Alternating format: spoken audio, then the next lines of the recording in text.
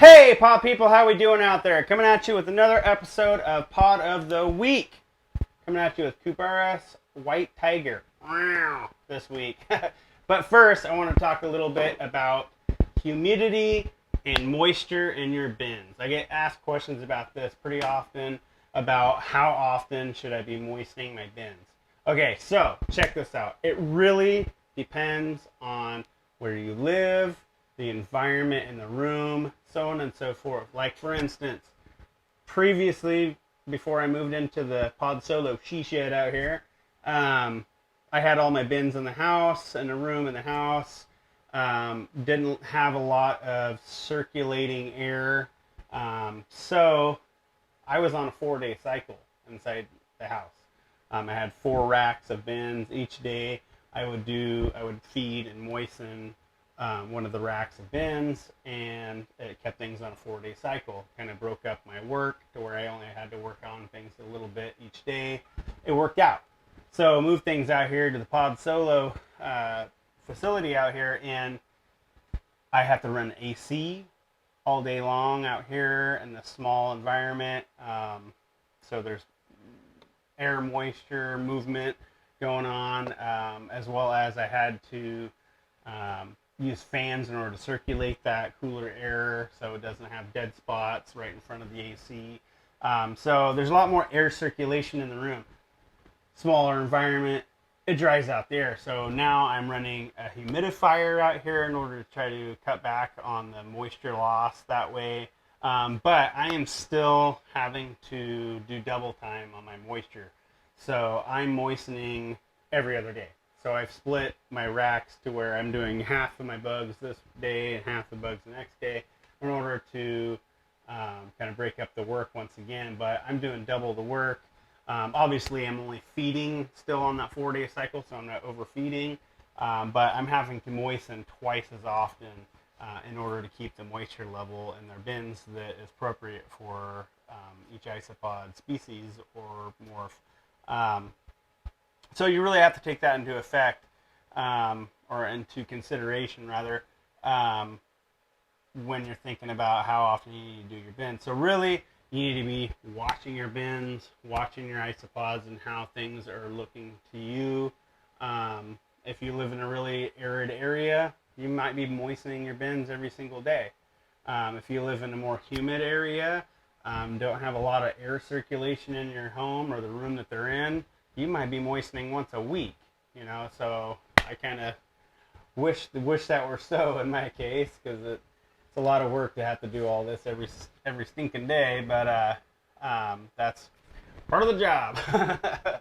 But yeah. So I hope that answers a little bit of questions on that, and kind of gives you guys an idea of really what in your environment can change things, even going from the same exact area, you know, living here in Oregon, going literally just from the house out here has changed things drastically. So that might even happen in your situation. So you move from one house to the, from one end of town to the other end of town, but now in a new home you have a different scenario going on that might change things. So keep that in mind, you know, when you do make changes in your environment of your home where your isopod bins may be. So anyway, that about wraps it up for all the serious talk. Maybe we'll do a few more of these little talks in the near future, get things a little bit more serious and get a little bit more information to you folks. I know a lot of times I'm just kind of jumping in the bin and, oh my god, it's stinking cute, look at all the cuteness. But I do have a lot of information I'd like to get to you guys, so let's keep on trucking with this, and let's get in the bin and check out these Kubarus White Tigers. We'll see you next time, folks. In fact, we'll see you on the backside of this here video, so stick around. We'll see you. Thanks for watching. Grrr! White Tigers! Oh. Okay. So here's the Kubarus White Tiger. So these guys, pretty classic Pod Solo bin. Got our live moss over here, sphagnum moss down here, leaf litter, We got some cuttlefish bone as well as some limestone over there. So these dudes, I pretty much just moisten these two corners and for the most part let things dry out. They like it a little bit drier, so I oblige. Let's take a look under the cork in here and see if we can see any little dudes.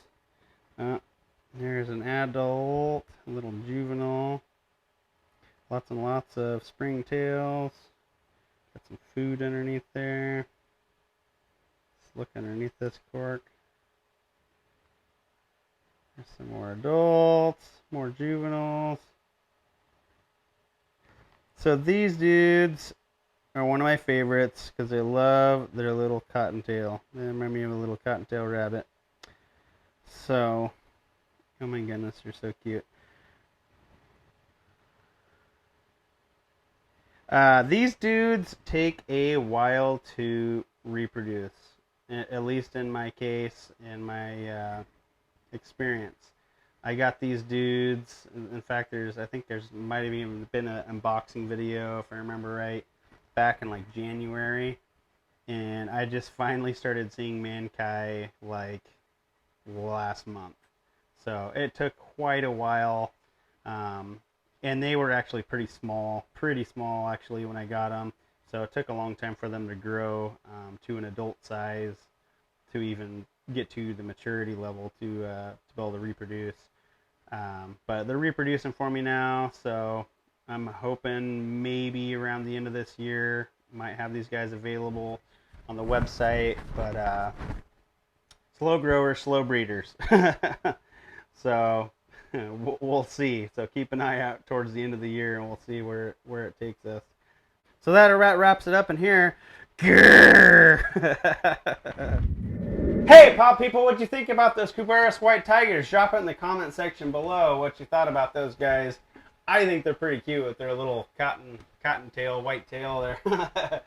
I love those guys. But yeah, we're at the end of the video here, folks. Make sure you're liking and subscribing, hitting that little bell down there so you can get notifications every time we're uploading a video. Checking us out on Facebook, Instagram, checking out the website, podsolo.com. Check out our Patreon. Once again, for as low as $1 a month, you can be a Patreon supporter and help us out, keep this going. We appreciate all your support and our Patreon so far. So Patreons, send us out. By the way, what am I doing with my hands all the time? I don't know.